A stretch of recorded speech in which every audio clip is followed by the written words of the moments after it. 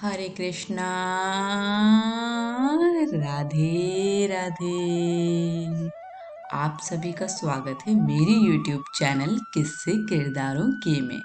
और आज की वीडियो सफला एकादशी व्रत कथा पर आधारित है। तो आइए इस कथा को शुरू करते हैं।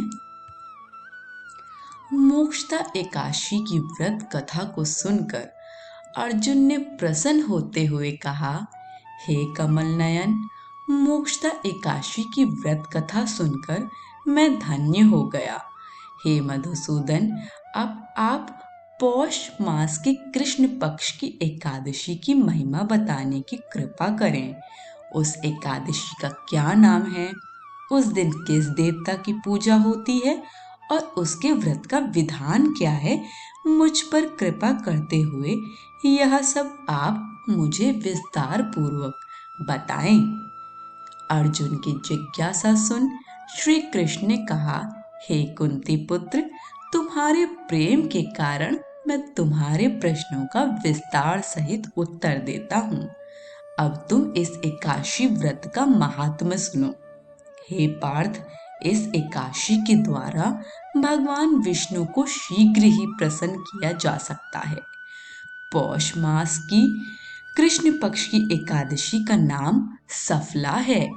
इस एकादशी के आराध्य देव नारायण हैं।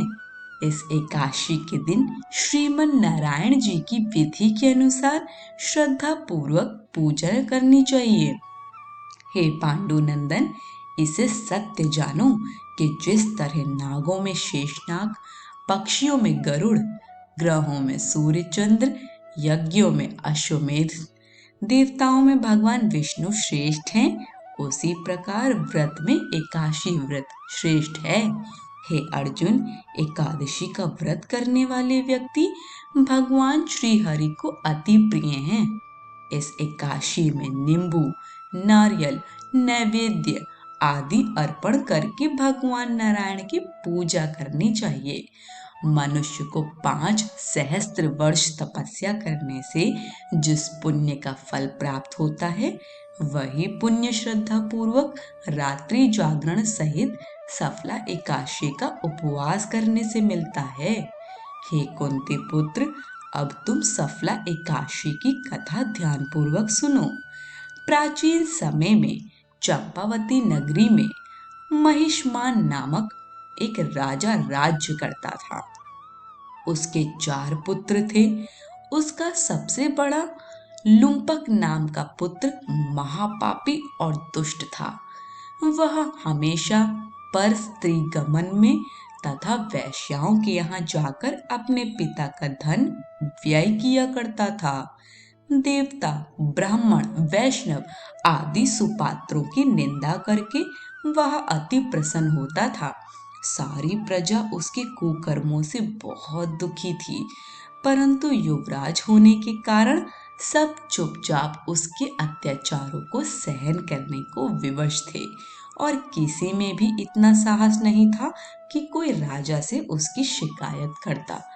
परंतु बुराई अधिक समय तक पर्दे में नहीं रहती।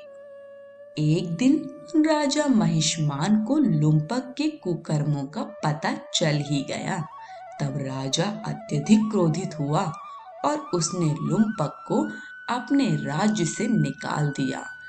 पिता द्वारा त्यागते ही लुम्पक को और सभी ने भी त्याग दिया। अब वह सोचने लगा कि मैं क्या करूं, कहां जाऊं। अंत में उसने रात्रि को पिता के राज्य में चोरी करने की ठानी। वह दिन में राज्य से बाहर रहने लगा और रात्रि को अपने पिता की नगरी में जाकर चोरी तथा अन्य बुरे कर्म करने लगा। रात में वहां जाकर नगर के निवासियों को मारता तथा कष्ट देता। वन में वह निर्दोष पशु पक्षियों को मारकर उनका भक्षण किया करता था।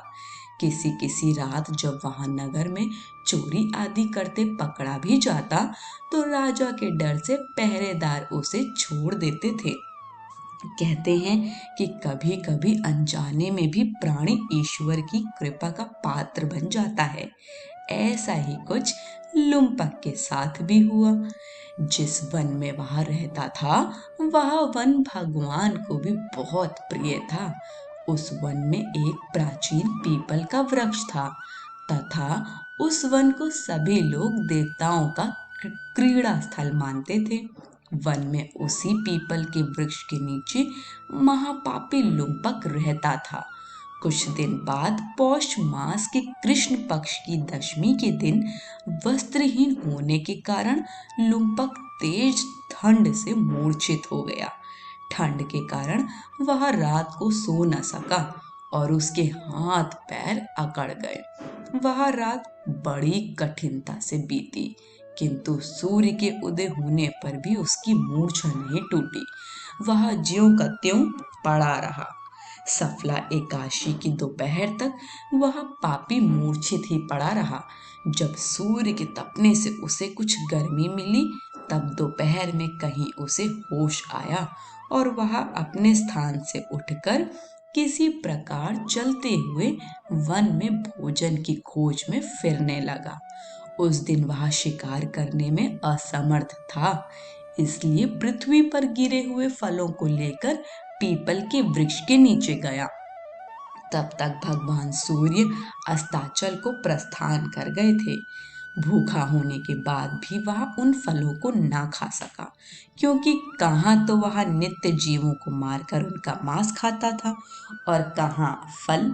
उसे फल खाना तनिक भी अच्छा नहीं लगा, अतः उसने उन फलों को पीपल की जड़ के पास रख दिया और दुखी होकर बोला, हे ईश्वर, यह फल आपको ही अर्पण है।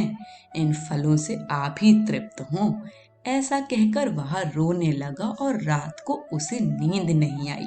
वह सारी रात रोता रहा। इस प्रकार उस पापी से अनजाने में ही एकादशी का उपवास हो गया। उपवास उस महापापी के इस उपवास तथा रात्रि जागरण से भगवान श्री हरि अत्यंत प्रसन्न हुए और उसके सभी पाप नष्ट हो गए। सुबह होते ही एक दिव्य रथ अनेक सुंदर वस्तुओं से सजा हुआ आया और उसके सामने खड़ा हो गया। उसी समय आकाशवाणी हुई, हे युवराज, भगवान नारायण के प्रभाव से तेरे सभी पाप नष्ट हो गए हैं। अब तू अपने पिता के पास जाकर राज्य प्राप्त कर। जब यह आकाशवाणी लुम्पक ने सुनी तो वह अत्यंत प्रसन्न होते हुए बोला, हे प्रभु, आपकी जय हो।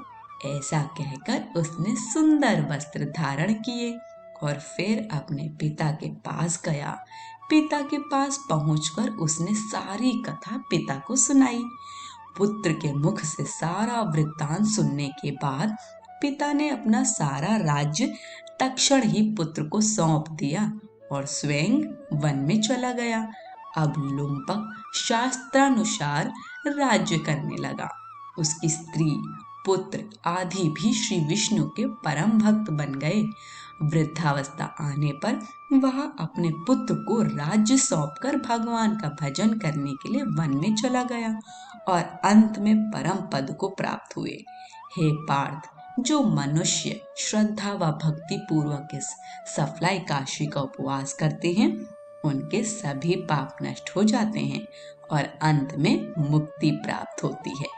हे अर्जुन, जो मनुष्य इस सफला एकादशी के महात्म को नहीं समझते उन्हें पूंछ और सींगों से विहीन पशु ही समझना चाहिए। सफला एकादशी के महात्म को पढ़ने अथवा श्रवण करने से प्राणी को राजसूय यज्ञ के समान फल प्राप्त होता है। कथा सार।